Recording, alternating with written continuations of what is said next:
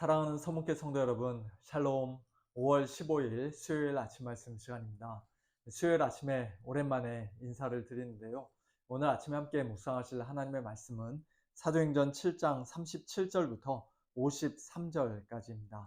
그중 마지막 51절, 52절, 53절 세 구절을 제가 봉독해 드리겠습니다. 목이 곧고 마음과 귀에 할례를 받지 못한 사람들아, 너희도 너희 조상과 같이 항상 성령을 거스르는도다. 너희 조상들이 선지자들 중에 누구를 박해하지 아니하였느냐? 의인이 오시리라 예고한 자들을 그들이 죽였고, 이제 너희는 그 의인을 잡아준 자요 살인한 자가 되나니, 너희는 천사가 전한 율법을 받고도 지키지 아니하였도다 하니라. 아멘. 사도행전 7장은 초대교회 7집사 중 한 사람인 스데반의 설교입니다.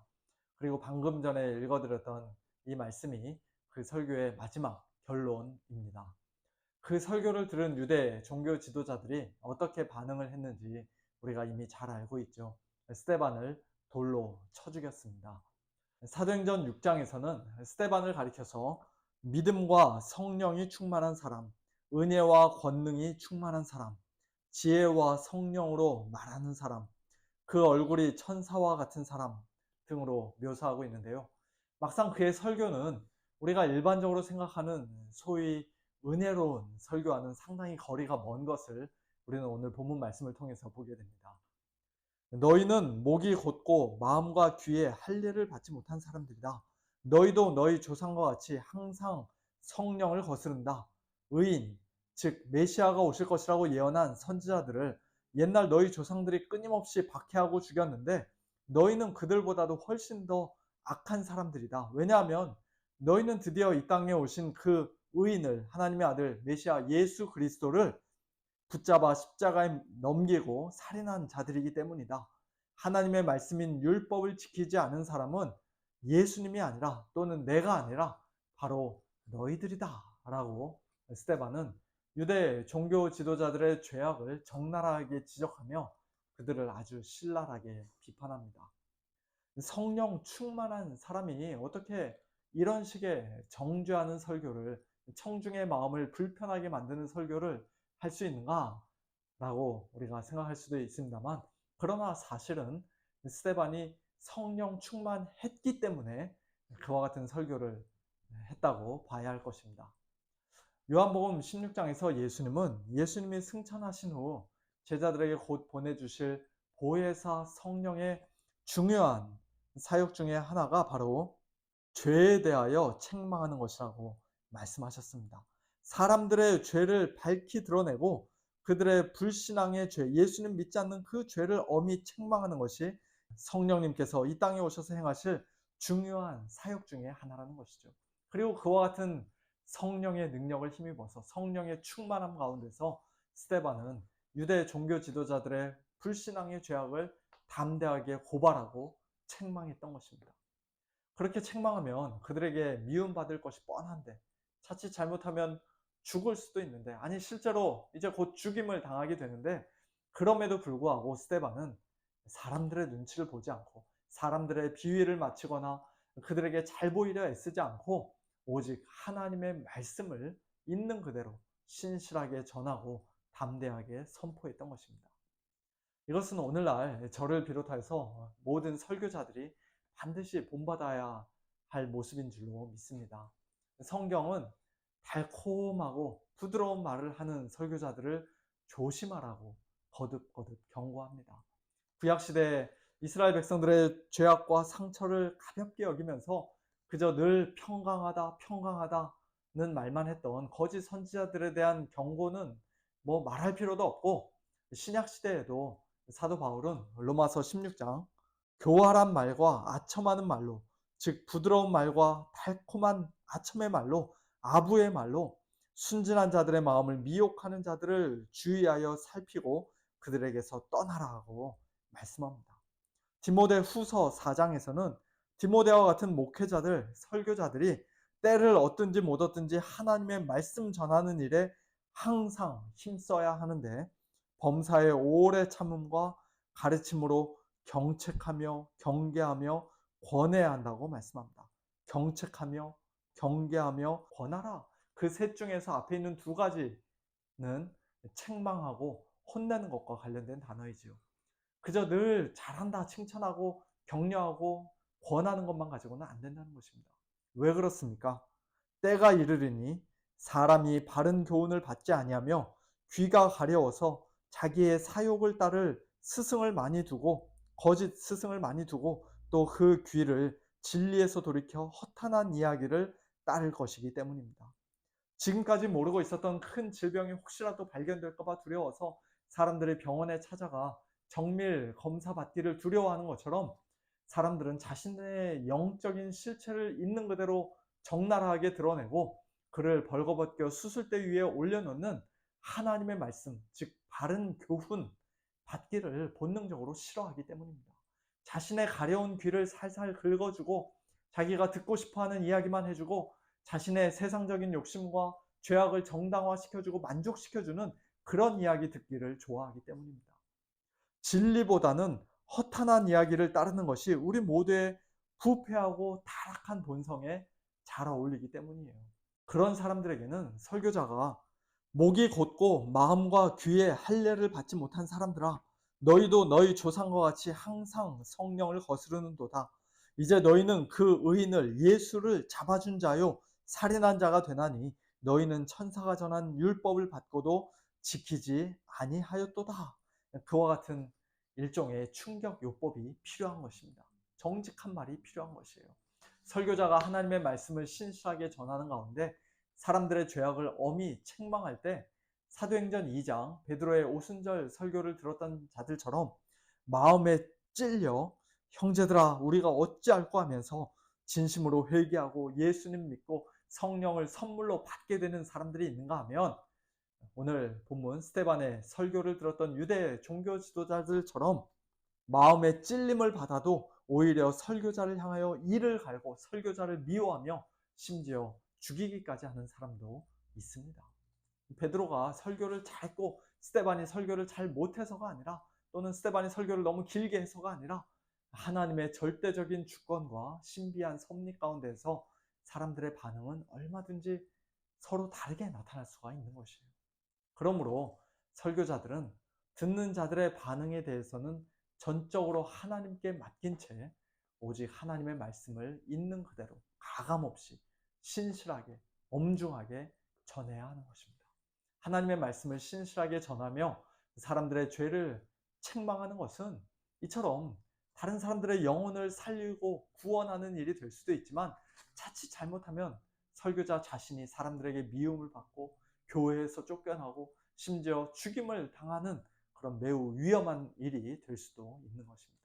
둘 중 어느 쪽이든 하나님께서는 그와 같은 신실한 설교자들을 통해 분명히 영광을 받으실 것입니다.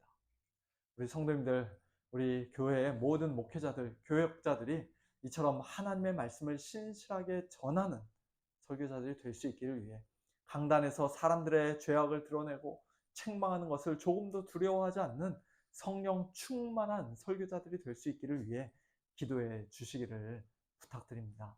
뿐만 아니라 선포되는 하나님의 말씀을 통해 혹 여러분의 부끄러운 죄악이 드러날 때마다 설교자가 감히 나를 치네?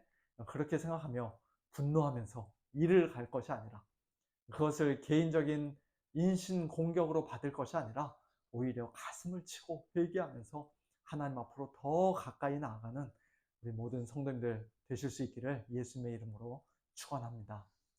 사도행전 7장 스데반의 설교를 통해서 우리가 배울 수 있는 중요한 교훈을 한 가지만 더 생각해 보면요. 그의 설교는 단순한 도덕적인 설교가 아니었다는 사실입니다. 사도행전 6장 13절과 14절을 보면 사내들인 공회에 붙잡혀온 스데반의 죄목은 그가 이 거룩한 곳, 즉 예루살렘 성전과 모세 율법을 거슬러 말한다는 것이었음을 우리는 알 수가 있는데요. 나사렛 예수가 이곳을, 즉 예루살렘 성전을 헐 것이다. 또 모세가 우리에게 전하여 준 규례를, 즉 율법을 그가 고칠 것이다. 그런 말을 스데반이 일찍이 했었다는 것입니다. 그런 거짓 고발에 대한 대답으로 상당히 길게 설교를 하면서 스데반은 단순히 당신들 착하게 살아야 한다, 거짓말하면 안 된다, 아브라함을 본받고 모세를 본받고 다윗을 본받아야 한다, 그와 같은 도덕적인 설교, 모범적인 설교를 한 것이 아니라 아브라함으로부터 시작해서 이삭과 야곱과 요셉을 지나 모세와 여호수아 그리고 다윗과 솔로몬에 이르기까지, 그리고 그 후 죽임을 당한 수많은 선지자들에 이르기까지 구약성경 전체를 통하여 하나님께서 어떤 분이시고 또 하나님께서 우리를 위해 무슨 일을 하셨는지를 밝히는 소위 구속사적인 설교를 했습니다. 그런 구속사적인 설교를 통해 스데반은 너희가 마치 우상처럼 섬기고 있는 이 성전 건물에는 하나님이 거하시지 않으니 참 성전으로 이 땅에 오신 예수 그리스도 안에서 너희들은 살아계신 하나님을 만나야 한다. 또 너희가 가장 중요하게 생각하며 자랑하는 모세율법도 사실은 장차 오실 예수 그리스도를 예표하는 것이요, 예수님이 그 율법을 이미 완성하셨으니 너희는 예수님을 믿어야 한다. 그와 같은 식으로 설교했던 것이에요. 사도행전에 기록된 다른 모든 설교들도 다 마찬가지입니다만 결국에는 예수님께로 귀결이 됩니다.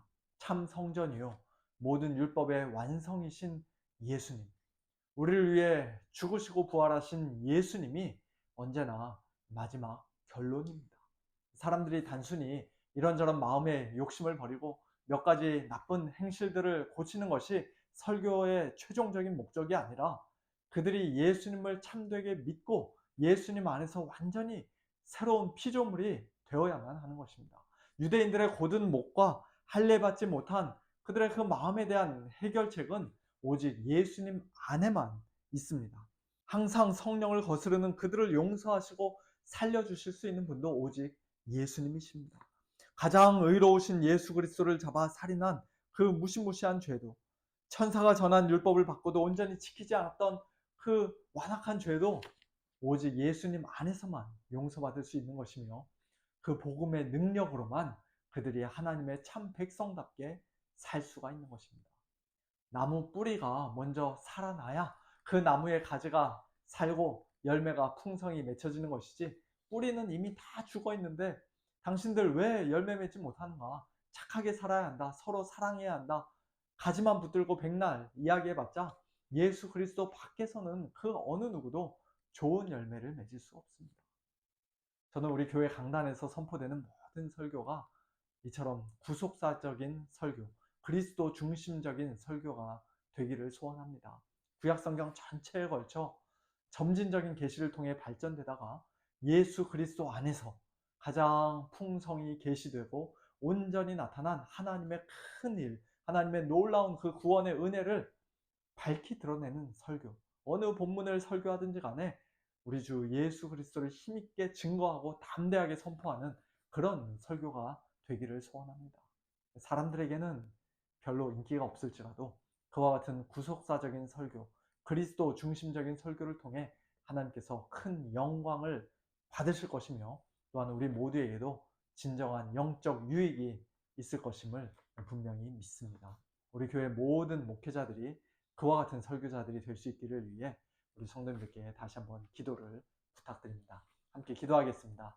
하나님 아버지 감사합니다. 사도행전 7장 스데반의 설교를 통해 오늘 우리 교회 강단에서 과연 어떤 말씀이 선포되어야 할 것인지 다시 한번 고민해보고 또 생각해보게 하시니 감사를 드립니다.